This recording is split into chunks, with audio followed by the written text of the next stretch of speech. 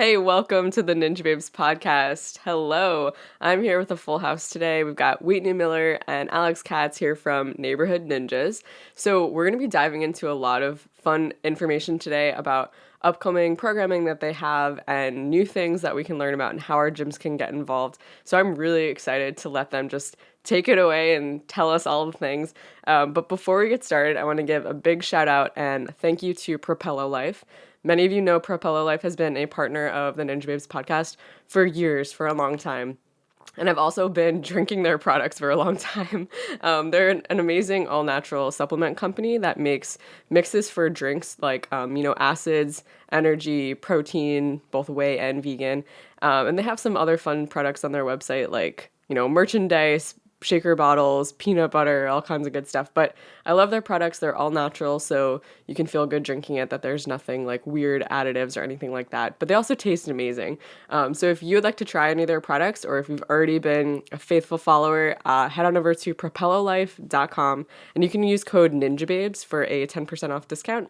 And when you purchase from Propello Life using the code, it does help out the podcast in our support and in helping us to continue to provide great content. So thank you to Propello Life. And I know both of you have had their products before. I know, Whitney, you are also a huge supporter of Propello Life. What is your favorite product? I really like the collagen and the protein, but I also like the aminos, so basically all of it, because it's amazing. Yes. Great answer. All right, so love it. Check it out. Code NinjaBabes, propellolife.com. All right. Okay, so moving on. I'm so excited for today to just really hear about all this programming and all this great stuff that's going on, because Neighborhood Ninjas has been around now for quite a few years, and Neighborhood Ninjas and Ninja Babes kind of got their start at the same time, the same like summer epiphanies of like, let's do this kind of a situation. So Alex was there, but yeah, so I've just appreciated Neighborhood Ninjas as an organization and for everything that Neighborhood Ninjas has been doing and how you've cultivated community and grown over the years. So I've always been a huge fan and a huge supporter, and I'm excited today to help our listeners understand what is new and what's going on and how we can get involved. So why don't we take it away? If you can just give a reminder, what is Neighborhood Ninjas and how long has it been around for? Yeah, awesome. That was a great introduction. Thank you. And so to your point, yeah, we basically started around the same time, right? And at that point in time, it actually was Sarah Lynn Salisbury Jones and Sean Darling Hammond who came together and created the first board of Neighborhood Ninjas. And they said, we want to help kids in the community and kids outside of the community. And I remember that summer, you and I had road trip down to stay with Sarah Lynn. And Sarah Lynn was like, I have this idea for a nonprofit and here's what we're working on creating. And I was like, oh my gosh, this is my dream. Tell me more about this. And then I joined the organization as like a volunteer outreach coordinator, and then soon after became executive director. And here we are, almost 3 years later. And the organization has changed so much since then. So, we started off with scholarships for kids, right? Scholarships to be able to provide gyms with a safe after-school environment by being a part of the ninja community, being able to have regular access to training in a gym. And then that actually evolved into scholarships for things like NNL World Championships and UNAA finals. And that's been really cool. We've done that over the past, I want to say 2-3 years. It was a little off with, everything that's been happening recently, but we were able to provide over 50 scholarships for kids to attend these large scale competitions. And we've seen some really pivotal moments happen for kids in those ways, just in terms of growth and growth mindset. We gave a scholarship to a little girl who fell on obstacle 1, and Najee Richardson's actually her hero, and we were able to get them together, and he told her a story about how he fell on obstacle 1, and she went from like, I'm never doing this ever again, to it's okay, everyone falls, right? And so from there we were kind of thinking about, all right, there's definitely a link here, right? Ninja is like this really cool microcosm for life where we are trying something a million times before we get it. We're putting ourselves out there knowing we might fall in front of a bunch of people and still going for it and doing it anyway, right? So we can learn a lot about failure from it. And so from there, we created our community day model, and that really, there's two pieces to that. One is being able to expose kids or just the community in general to ninja. So a lot of times if, let's say, a new gym opens up, we can partner with them and bring in the community for a really fun, structured, organized event where they can try ninja and feel really supported and empowered. But then the other part of that was specialized community days. So working with like group homes, kids in foster care, bringing them in and doing this event that's really focused on growth mindset, connection, community, and resilience. So in any single thing that we do, that's our focus, is helping kids build connection, community, growth mindset, and resilience. So that's kind of what it's looked like over the past couple of years, right? Like we've been pivoting, and then that brings us to our mentorship program that we started, which I know is what our focus is going to be today. And I'm really excited to talk about it. Yeah, so from 2017 until now, all of this has been happening, all this progress and all these different like array of events. So pretty cool. So we're in the future. We're here, and it's almost 2022. So I keep talking like I keep thinking it's already 2022 when we get this close. So anyways, side note. So bring us into the future. So then what is next with this mentorship program, and what have we seen so far? Tell me about it. Yeah, so super exciting. We are about to be on season 2 of our mentorship program. So season 1, we started the beginning of 2021 and went through a couple months of training with the National Mentoring Resource Center to make this super legit and make sure that we were able to equip our mentors with everything they needed to be really good mentors. And we created this because we were noticing how much people really needed connection, especially with everything becoming virtual, and how much people were struggling with, okay, gyms are closed. How do I keep moving? How do I stay consistent? People were struggling a lot with mental health, and we noticed that link and said, okay, well, what can we do? How can we step in and help? So we created this. Season 1 was amazing. We've seen so much growth, and I'm sure Whitney will talk more about that too, but we've seen so much growth from both our mentees and our mentors. Honestly, it's like a two-way street there, right? And just seeing how our mentees have grown, not just in the gym, right? Because ninja's kind of that connecting factor, right? It's hey, you do ninja, I do ninja, let's connect over ninja. But then who are we outside of ninja? And when we did our mentee interviews, a lot of them struggled to answer that question. You know, it's like if you had to describe yourself without using the word ninja, who are you? And it's kind of like, I do obstacles. I like obstacles, right? So I think being able to use ninja as that starting point and then say, okay, well, what do you learn from ninja? What do you learn when you fall on the course? What do you learn when, you're busy focusing on obstacle 8 and then you fall on obstacle 2 and then you think that you just suck at ninja and you should never do it again, right? Like, what can we learn from that moment and that thought pattern? And then how do we take what we learn and apply it into real life? Like, right, there's life outside ninja sometimes. So the mentors have been really instrumental in helping our mentees with that, or even things like dealing with bullies at school. We actually got a message from one of our mentees' parents recently that was like, this mentor has helped so much with helping my daughter navigate bullies at school and how to handle these things. And as a mom and as somebody who grew up, kind of being, what she said was like the nice girl, the quiet girl. She's like, I didn't know how to help my daughter. And this mentor just came in and really just changed things for her. So, we've seen them grow in so many areas, and it's been so amazing to watch. Yeah, and it's cool because we always talk about how ninja can be such a life lesson and such like a bridge to help explain to kids or anyone, adults, just what am I learning on the course, but how does this apply to myself, and how can I see that then applied to the rest of my life? And I think the mentorship program is so cool because it's taking that concept and like on steroids, like really focusing it in with this mentorship relationship.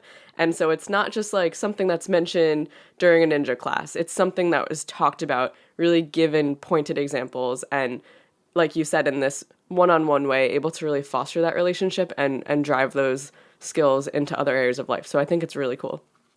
And I think it's really cool for the mentors, just that they're able to see that they're not just ninja coaches, but they're actually making impacts on communities. So they're helping kids build confidence in the gym that is translating over into situations, whether it's bullying or just, dealing with a difficult subject at school. And it's helping have that ripple effect. So a kid becomes more confident, and then their circle of friends notices that, and they're able to kind of like transfer that to the people they're around, or, if they're empowering one parent to better advocate for their child, then that parent is now empowered in a way that's going to affect their social circle as well. So I think, this is really awesome. Like, as a mentor, being a part of it, it's more than just coaching Ninja. It's like affecting whole communities, and it's a really cool thing to be a part of.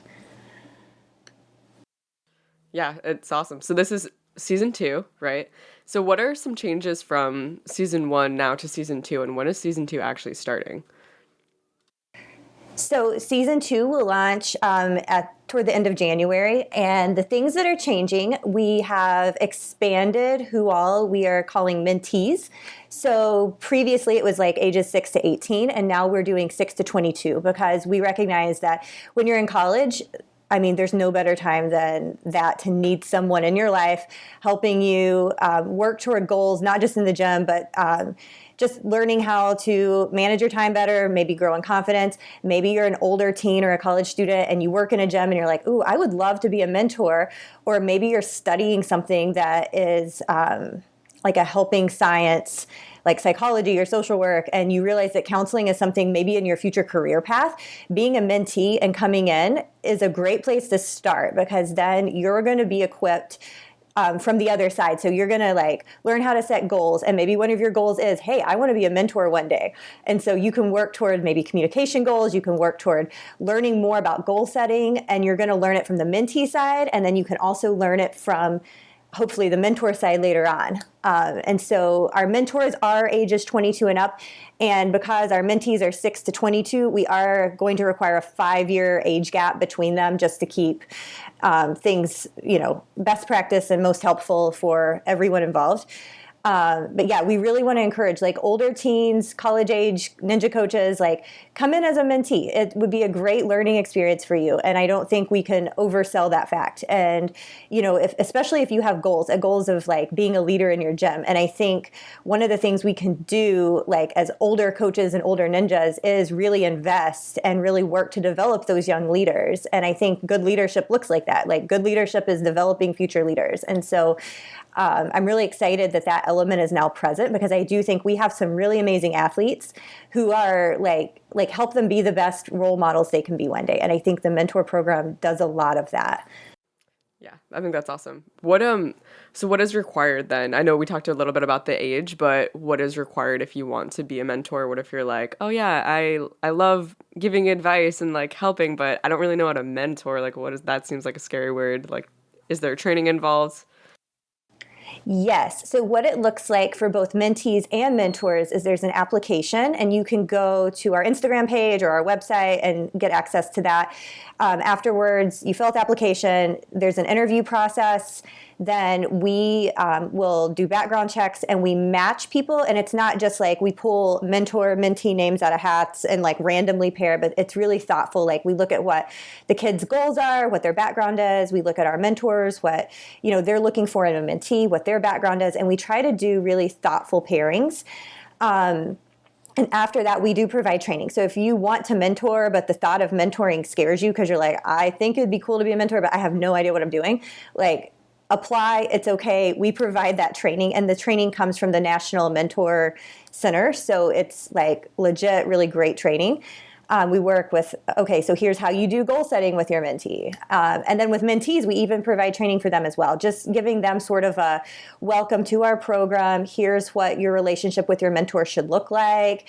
Here's what healthy relationships are. And we do it in a kid-friendly way. We play games, and we, try to make this a fun event for them too, so that they feel everyone is just on the same page with what the relationship should look like. Yeah, and I'll add to that too, that we also offer ongoing opportunities for, let's call it professional development, right? Because everybody loves that. But we offer that throughout the year at our community days. So we'll do our virtual community days for our program multiple times a year. We actually just did one this past weekend, and sometimes it's just an opportunity for them to get together and continue to build that connection with each other, right? So you're not just building that connection as a mentor-mentee pair, but with other mentors in the program, with other mentees in the program. And these are people that you might never have met otherwise, right? They might live on a totally different part of the country.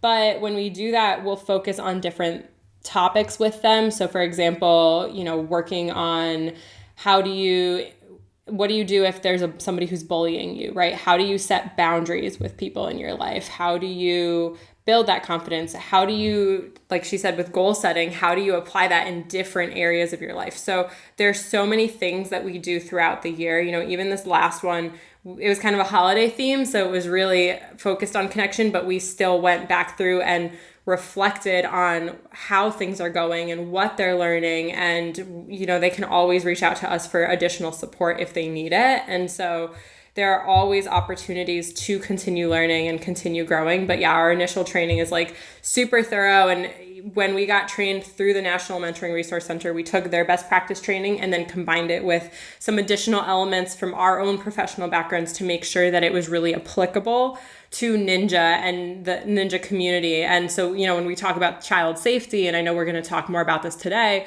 we really were like, okay, well, what does this look like within our community, right? Or because our program is hybrid, like you could be paired in person, you could be paired virtually. It was, okay, well, if you're in person versus if you're virtual, here's kind of how that's going to look different. And here are the skills that you need in either scenario. So tons of support from us. Yeah, I love that because it really is bringing, like you said, so many different perspectives of like Neighborhood Ninjas has been trained, but then also your own professional backgrounds brings more into that as well. So it's really cool. And if you think about it, it's really such a ground up way to interact with the community at large. And we're always talking about like this grassroots community of Ninja who, when Ninja first started like years ago, it was like, it seemed a lot more relational in a way. Now it's a little bit more structured in the sense of like, competitions and so much more that's going on, so many more gyms where people can really stay in their own areas of the state and don't necessarily travel like that. And so some of like the community relationships and how our sport is growing has changed, but I like how this is bringing it back to that like very intentional, very relational, let's build our community from like the ground level of like people to people. So very cool. I like it. I think the structure is really neat, and to see how it's going to grow from year to year is so encouraging. And yeah, it's going to be cool too. Like you mentioned, I think, Whitney, in the beginning of like maybe one day kids who are mentees will then grow up and become mentors and be able to just continue this like cyclical relationship like for years and years to come. So I think that's really awesome. Is there anything else that you'd want to share about the mentorship program before we jump into our next topic? It is a really, really awesome opportunity. Like if you're wondering why be a mentor, why be a mentee, we hear all the time from our mentors about how much it has changed their lives to be able to impact somebody else's life in the way that they are. And I think to Whitney's point, if you're thinking about this and you're like, I don't know if I can do this, that fear is normal. And I would say that pretty much all of our mentors had that fear starting out. And now, we're about to come up on year 2 and their mentees are like, please tell us you're staying, right? So you actually can do a second year in our program if you want, but we ask for a contract of 1 year when you start out with us. So, if you're thinking about doing this, it's 1 year. We ask that you meet bi-weekly with your mentee or mentor, right? That can be virtual, that can be in person. It's not a huge time commitment, but the impact that you're able to make is huge.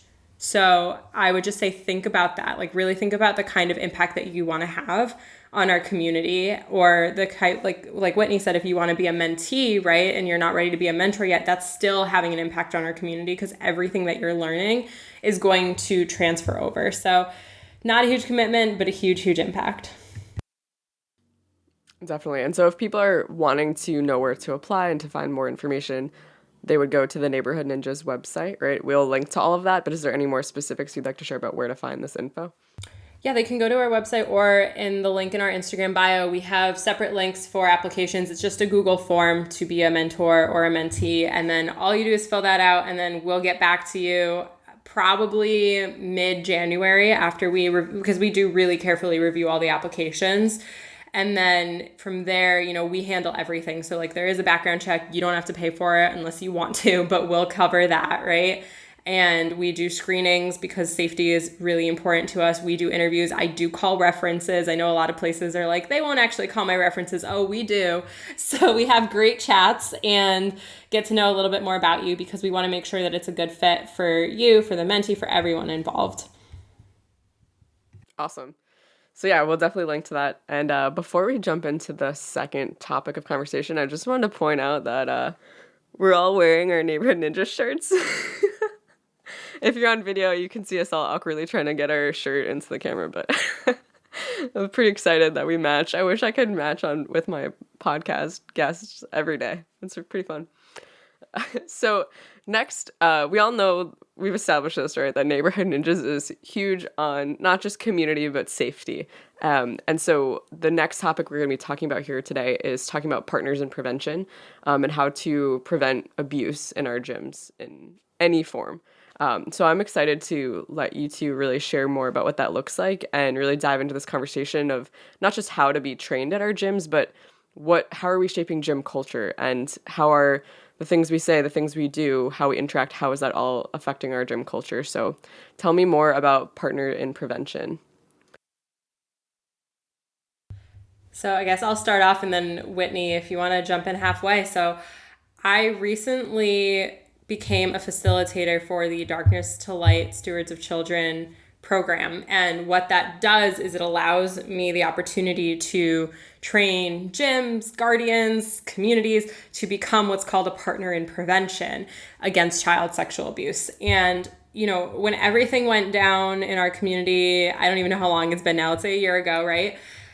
A lot of guardians came to us and they were like, what do we do? Like, we don't know what to do. And part of that was that their kids were just so distraught over losing somebody that they had considered to be a role model, right, in their lives. And so I know, Cara, like you and I jumped on live and we were talking about, okay, well, what does it mean to be a role model? And let's reframe that and let's talk about this. And you and Whitney, and then Whitney and I, like, we all were doing all of these lives and all of these podcast episodes talking about safety in our community and red flags and being a proactive bystander. And so when all of that happened, we were like, well, you know what? We can be doing more. Let's do more. And so that's kind of what sparked becoming a facilitator and being able to offer this training for gyms, because as a community, we talk a lot about safety, right? We're like, do we have good mats? Like, are these kids safe in the gym? We talk about spotting, but safety isn't just spotting, right? It's also recognizing that 1 in 10 kids will have experienced child sexual abuse before their 18th birthday. 1 in 10. So, for example, if you're a coach at a gym, you can assume that at least one kid in each of your classes has experienced sexual abuse. Like, just think about that for a second. At least one kid in each of your classes, depending on how big your class is. And so, I think when everything happened, something I heard a lot was, well, not my gym and not my community. But like, how do you know? 1, right? You don't know. Most of us didn't know.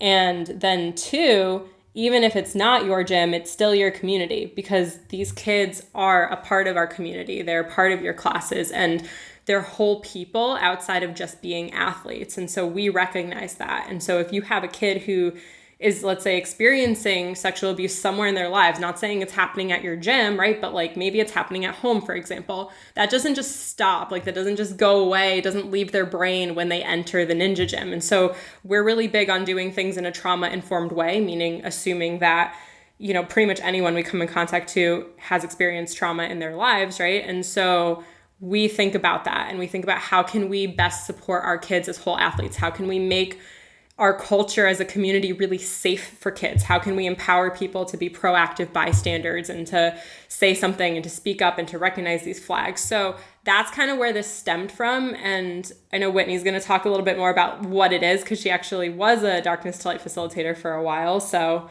Whitney, you want to jump in on that? Sure.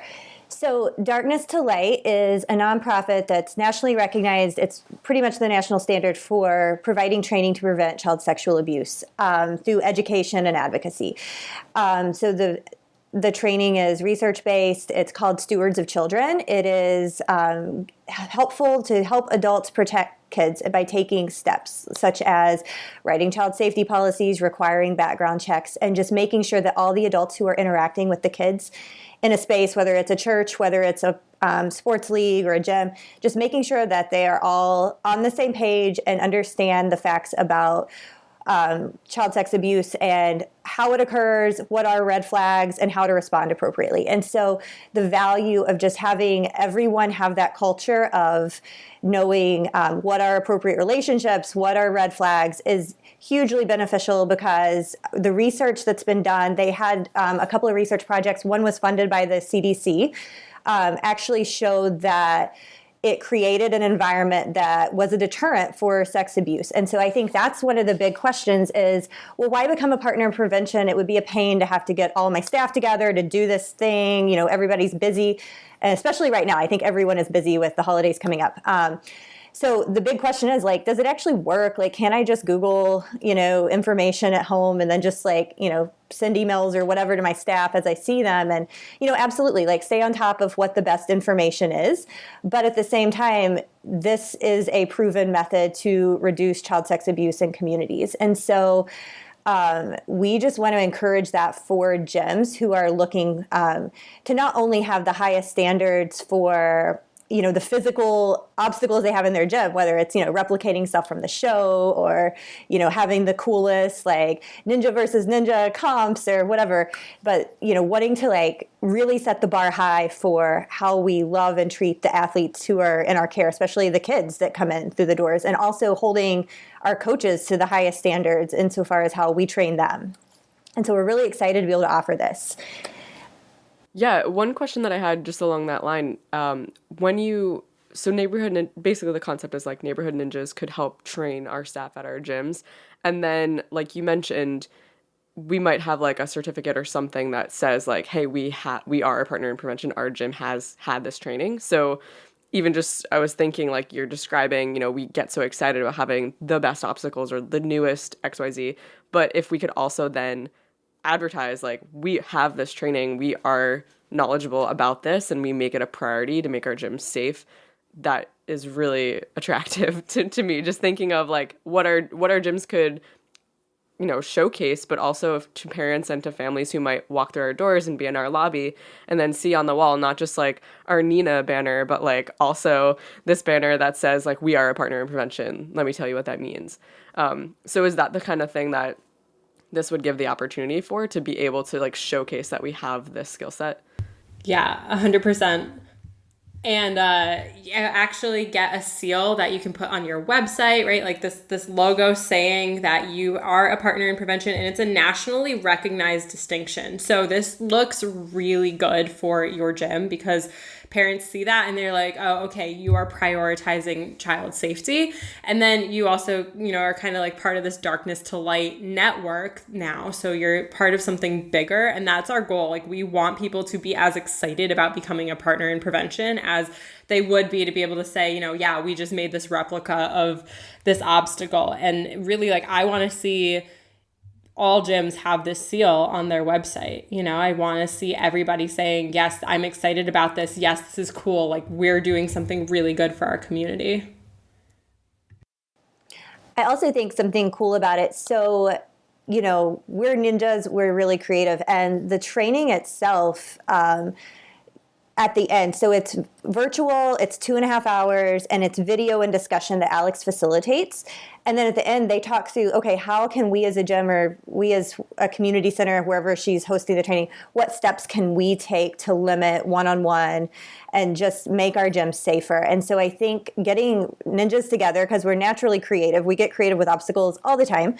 And I think it allows for that flexibility and that creativity to actually make something that is specific to your situation, your gym, because no two gyms look the same and no two gyms are staffed the same. And so it does allow for that flexibility, which I think is really important when we're wanting to come up with policies that are effective. It needs to take into account that individuality and also have the buy-in from the people in the facility. So if they're helping come up with it based on these facts about how to prevent child sex abuse, then I think it'll be all the more effective.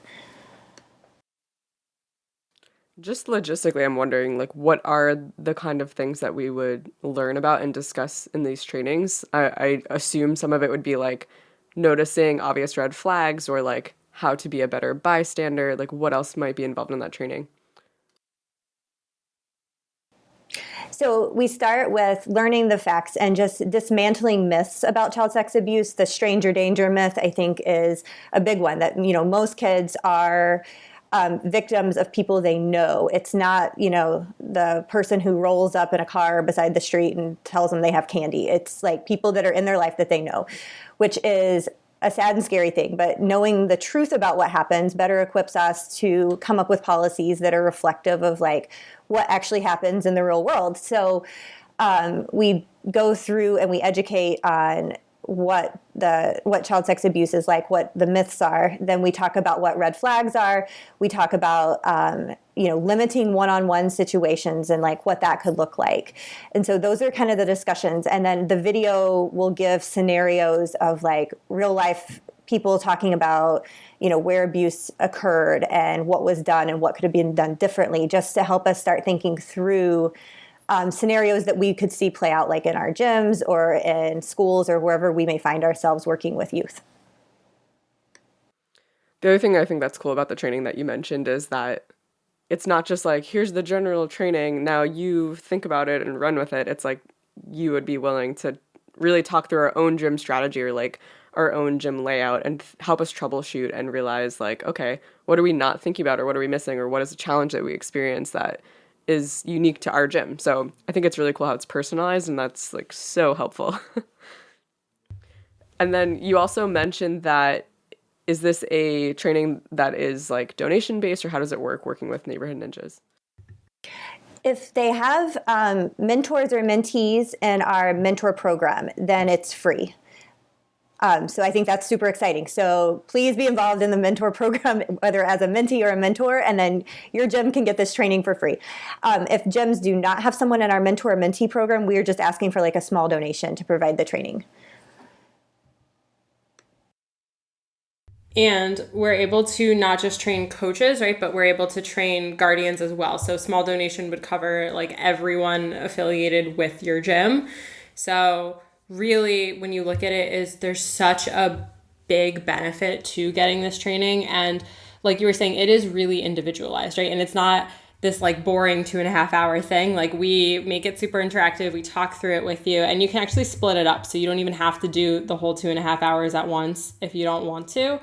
But just in conversations that we've had in our community over the last year, it's very apparent that a decent amount of the community could use a little bit more support with understanding what red flags are and how to be a proactive bystander. So it's either like we don't recognize the flags, or we do and we're like, oh, it's probably fine, and don't say anything because we don't know how, or even just really recognizing that if you work at a gym, you are a mandated reporter, and what does that actually mean, and how do you feel empowered to do that? I mean, in my jobs, like working with kids in foster care for the past couple of years, right, I've always been a mandated reporter, and I've trained people on how to be mandated reporters, and I can tell you every single time I've done that, it's been scary for every single one of them, because it's like, well, this is a big responsibility. What does this mean? How do I know, right? And that's something that I feel like we could all use more support with, really feeling empowered to understand what to do in various situations. And,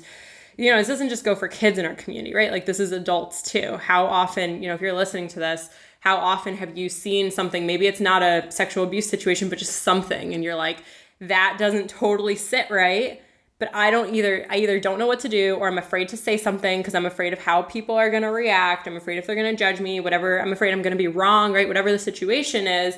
And then afterwards being like, probably should have said something, right? Or, oh, I could have handled that differently. And so we want to empower you the next time that you are in a situation like that to really feel confident in what you're doing. And also, we're always here as a resource. So if you don't know, just ask, right? And I think a lot of times we just don't even know where to go or who to ask. It's like we know who to ask if we need help with linking laches. So we wanted to be that resource for, okay, if this is a situation that you're facing, like I can't even tell you how many teens I've talked to recently who have said that there are adults in their lives that are making like inappropriate comments about their bodies, or like the clothes that they're wearing to train, or like whatever is happening, right? And they don't know what to do, and they don't know how to handle it. And that they often internalize it as like, oh, well, I must be doing something wrong. And would, that's again, going into the culture and victim blaming and all of that. Right. But so it's twofold. It's empowering people who are experiencing these types of behaviors to know what to do. It's empowering other people who are witnessing this happen to know what to do, so that the burden kind of doesn't fall on the person experiencing all of it, right? Because it shouldn't. And then it's also having the people who might be perpetuating these behaviors, it's giving them additional education too, because I think sometimes people do inappropriate things or creepy things, not from like a place of malice and, malintent, but because they just don't know any better, right? It could be how they were raised and they're not understanding that, hey, these things that you're doing are actually flags, or hey, they're actually inappropriate, or hey, they're actually making this person feel really uncomfortable because this person doesn't have the words to tell you how they're feeling. Maybe they feel unsafe to even say it. So it's really educating and empowering everyone. So we have this whole wraparound effect, and that's really what we're going for. Yeah, I think it's good because, like Alex said, it addresses what I would say is like the ignorance issue, where someone is just ignorant that what they're doing is a red flag or could be creeping someone out. But then it also serves as a deterrent for someone who is fully aware of what they're doing and they're trying to do grooming behaviors, just that people are more aware of what red flags are, and those types of behaviors are not what is acceptable in our gyms. And so I think what they don't want is they don't want people knowing like what the red flags are, because they want to be able to skirt around and do what they want to do. So I think it does both. Like it course corrects people who are just honestly uninformed, and it also serves as a deterrent to people who would try grooming behaviors. Yeah, that makes a lot of sense. And I think it also, as you mentioned before, how other like guardians or people who are involved with your gym community can also be part of this training. I'm just thinking about my own gym or other gyms that I know have this situation where there are key parents who are always the ones like willing to help drive kids somewhere, or are always at every single practice and like want to be involved and are like knowing what's going on with all the competition schedule. Like it would be awesome to have those parents in on this as well, so that our community like safety bubble is expanded and more people are on the same page about what's happening. So I think that's awesome. Second thing I was going to say was, Alex, you mentioned about kind of like that chain of command of like, if I'm a bystander and I see something that's not sitting well, but I don't know, do I call 911? That seems extreme. Do I tell maybe a boss or a leadership person? I don't know what they're going to do with that piece of information. Do I confront that person? That seems scary. What if then they become a bully to me? Like, what if there's backlash? So I think really being able to talk about that bystander, like, who do I report to situation is really important, because, yeah, I can picture so many scenarios where it's like, what if the person involved is a leader, and then who do I tell? Like, there's so many situations that can be very confusing, or just, I don't know where to go with this. And it's like, yeah, so I think talking about that is really important. Yeah, I think so much of what you see is grooming behavior, or like, not totally like red flag, but things that are just not sitting right. And so knowing what to do. So if you see, an older coach talking to a younger coach and it just isn't sitting right, maybe you overhear part of the conversation, you're like, ooh, that doesn't, like, maybe they shouldn't be talking to them about those things. Or, you just see a relationship in the gym that just creeps you out in some way. And just knowing that other people in your community are also looking for those things and are willing to talk about it. Because I think that's huge. So like if you're noticing things and if you feel like, well, I'm the only one who's willing to like have these kinds of conversations. But I think if you do the darkness to light, stewards of children, it says like, no, everyone here in this space is willing to have these conversations and we all want to work together to keep kids safe. So I think it creates this empowering environment where if you see something that isn't sitting right, then your coworkers and the other volunteers are more than willing to have that conversation with you. And they're not going to think you're just like, out to get somebody, or, they know everyone is genuinely concerned. Yeah, everyone's on the same page. Like, we've all had the same understanding, so we should all now be willing to talk about this. Like, I think that just sets like a really good, like, even, I don't want to say playing field, but like even conversation where you have the same knowledge, so like where I'm coming from when I talk to you about this. I do have a few more questions, so I'll just kind of jump into the first one. I was thinking, not like trying to play devil's advocate a little bit, just to like understand, like, if someone was in a gym and this person already has bad intentions, is already like trying to find a way to do something not good. And then they go to this training, and this person now is hearing, if you want to say like the rule book or like all the things to watch out for, all the things that shouldn't be happening, blah, blah, blah, or how a bystander might report. If they're hearing all this information, is that going to give that person power to then find a loophole and how to continue their abuse in a more secretive manner? I definitely understand the fear of that because, I mean, the first time I heard of this, I had similar thoughts too. The research, though, that's been done shows that there are preconditions that have to exist for abuse to occur, one of which is lack of background checks is one of them. However, we know background checks aren't enough in and of themselves, that usually a person has like 30 victims or 30 offenses before a background check is even going to catch anything, which is a little scary. But then the other things like preconditions that have to exist are opportunities for one-on-one situations and opportunities for those grooming behaviors to occur. And so with the training, it's all about taking away those preconditions for abuse to occur. So the training is taking away the things that necessarily have to be there for abuse. And so if someone is looking for an opportunity to, victimize someone, they're not going to go somewhere where it's going to be that hard to get in and do what they want to do. Like taking away the preconditions, taking away the opportunities for one-on-ones is a deterrent. Like they don't want to have to work that hard. That makes sense. Something else I was wondering is just about gym culture in general. This has to do more with dress code. Because in kind of not just in the gym, but kind of in life in general, I feel like I've heard a lot of comments just saying like, I'll just throw out a few examples. Maybe it's inappropriate for certain girls or women to like just wear a sports bra training in the gym, or it's inappropriate for guys or teens to like take off their shirt and just train like shirtless in the gym. Or maybe like if you're wearing really short like shorts that are like almost showing like your butt cheeks, like that's really too short and that's gonna like send the wrong message. It can like appear too sexual and like all these things. And so not even trying to like make it about a certain gender, but these are just things that I've heard. Like, does dress code act as a deterrent for people to not engage in sexual abuse? Does dress code not matter?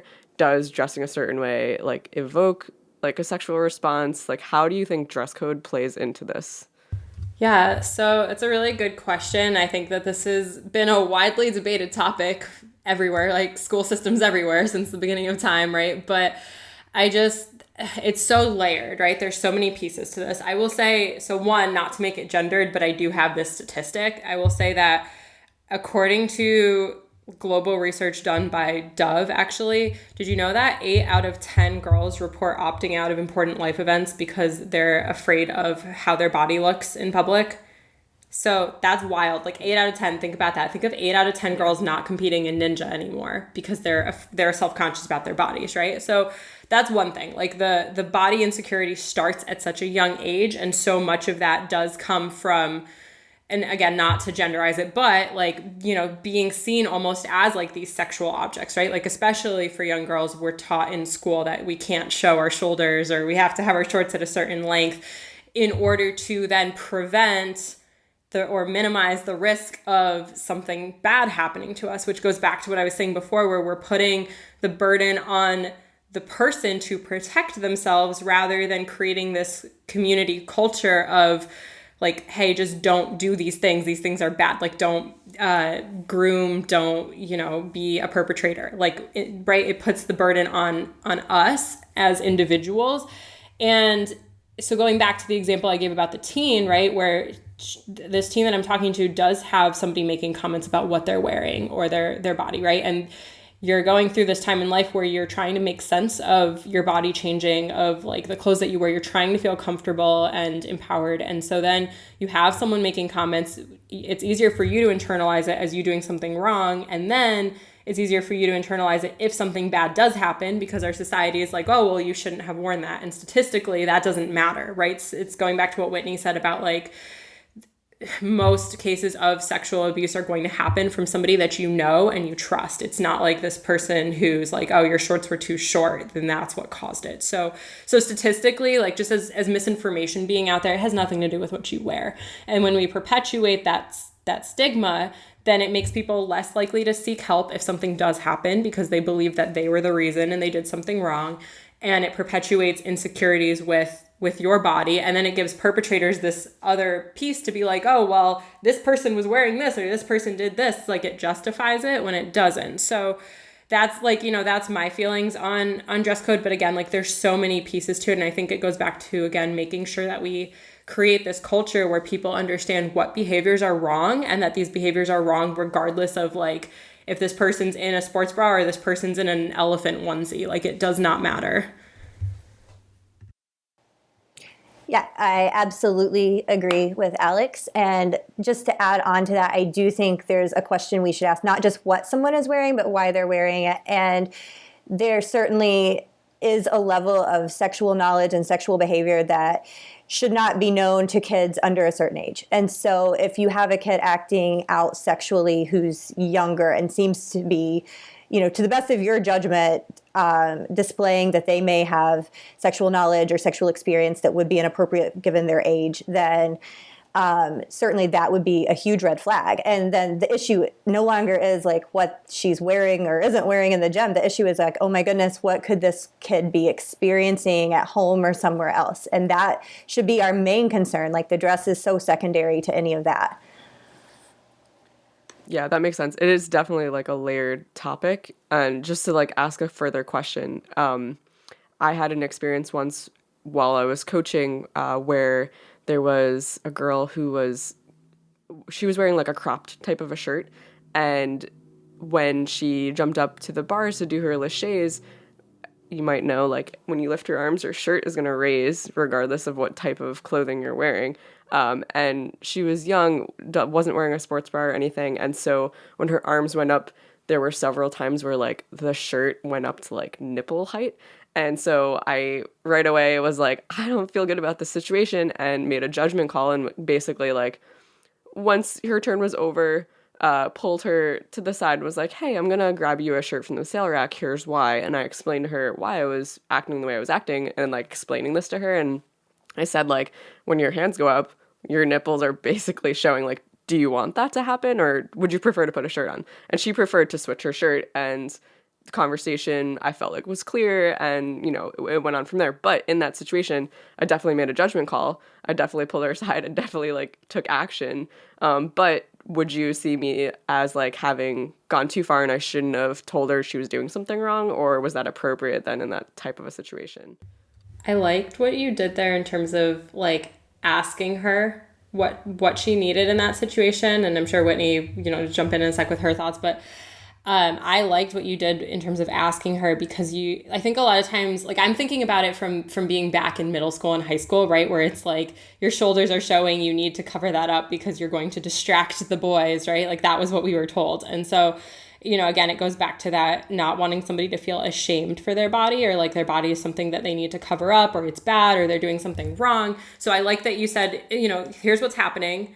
What do you want, right? Giving back that autonomy in that situation, because like sometimes you're just not even aware, and then letting her decide rather than, again, making it this like, this is bad, don't do this type of situation, or even explaining like I like that you didn't say, well, you really should put a shirt on because all these people are going to be staring at you and you're exposing yourself and you're increasing your risk for predatory behavior to happen to you, right? Like, you didn't do that, which I always recommend avoiding, because again, it puts that kind of burden back on the person and starts putting people in a victim blaming mentality of like, if something did happen, it's because my shirt was too short, I shouldn't have done that, right? And again, it's not your fault. So Whitney, what do you think? Yeah, no, I agree totally. I mean, we all know kids who are young, and it didn't seem like she was displaying any sort of knowledge or behavior that was inappropriate. It was probably just she didn't even realize what was going on, and you stepped in and helped. I mean, I know in gyms there's usually phones out videoing, and, like Alex said, she wasn't giving consent to be videoed like with her shirt coming up like that at all. And so you definitely stepped in and like gave her autonomy in the decision, but also helped her out. And so I think, yeah, no, you made the right call for sure. The other thing about that situation, not trying to like give away names or anything, but like the other coaches who were on staff with me, it was going to be a situation where we'd be rotating groups, and there was male coaches in other groups who, before she even got to their group, they said, like, I would have felt so uncomfortable trying to spot this child, seeing the way that her shirt was going up so high. And so then it's like, you know, you could say like, oh, well, they shouldn't feel uncomfortable because what are you thinking about touching her body in a weird way? Yeah, but like, what if she fell and they tried to catch her and they ended up putting their hands in a weird spot that felt uncomfortable for everyone? Like, you know, to me, like that was like a dress code situation that it's preventative in that sense. So yeah, I don't know. What else do you think about that? If there are coaches who are trying to spot but then feel uncomfortable spotting because of a situation?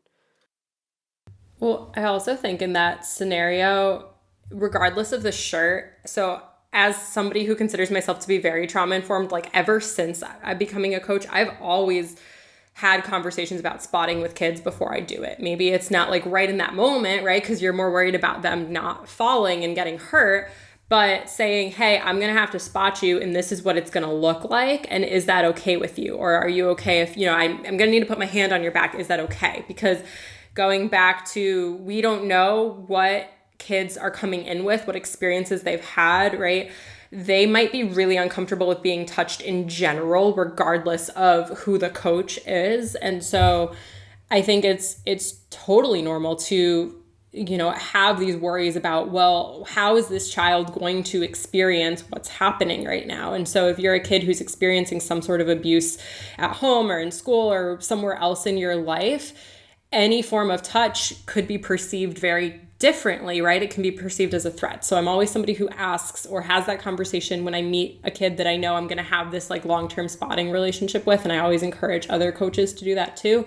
I don't think a lot of people do, to be honest, because I've had these conversations and people are like, oh, that's a really good idea. So again, going back to our partners in prevention training, like that's something we'll talk about. But I think that I don't think it shows that they're sexualizing this child at all. I think it just shows that they have concern for her and her needs and her well-being, which I think is great, you know? And I also think that by having that conversation, they're demonstrating their respect for her body and for her choices. And that's going to speak volumes as far as what she knows a safe relationship and a safe spotting relationship should look like.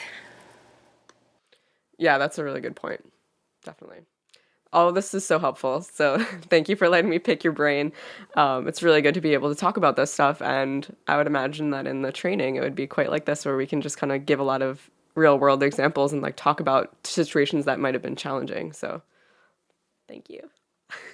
Training's going to be even better. Highly recommend it. Woohoo. Amazing. So if anyone does want to get their gym on board for the training, or even just, you know, a specific coaching staff or whatever, maybe if it's not the entire gym, how can they go about that? Yes. So they can either click one of the links in our Instagram bio. It says Partners in Prevention. It's a Google form. Just fill it out and we'll contact you, set up a time to talk more about it. You can go to our website. You can email me. You can message me directly. You can message Whitney, like whatever you want to do. We just want to get people trained. Like we don't care. Just reach out, right? We want to talk to you about this. And, you know, if you can't get all your gym staff together at one time, like, again, let's talk about it. We're, like Whitney said, we like to be creative. We can problem solve. This is something that we want to see gyms do, guardians. We can do trainings in the community, right? So again, kids don't just exist as ninjas. They are people outside of this. So we can train people at their schools, their community centers, whatever they're a part of. And I think that strengthens them. It strengthens our community. And we just really, again, it's free for anyone who's affiliated. So if you, let's say you're a mentor in our program and you are a coach at Grit, for example, or you go to Grit, like we'll train Grit, right? We'll train all of Grit for free because that's how much we care about this. Or you're a mentee in our program and you're somewhere on the other side of the country, like we will train your gym. We will train get your guardians and your friends together. Or if you're a guardian listening to this, get your friends together, get the coaches together. Let's make our community safer, right? Let's level it up in all ways possible. Amazing.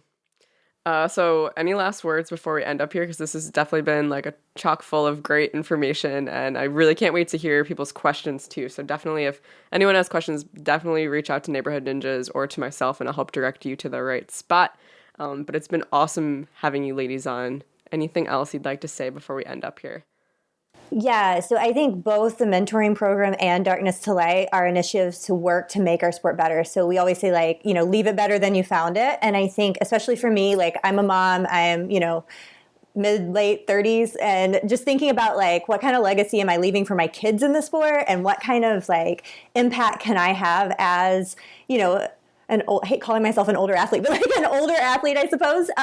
Like, what kind of things can I do to just leave the sport better than I found it? And I'm just so happy with, obviously pushing physical limits is cool, but seeing how this can have just ripple effects in communities that expands beyond our sport is something that is so amazing to be a part of. Well said. Totally agree. Thank you so much, Whitney. Thank you, Alex. It's been fantastic having you on, and I can't wait to get this episode out to everybody. So thank you and goodbye. Be strong. Be you. Be a ninja babe. Hey! Yeah! Awesome.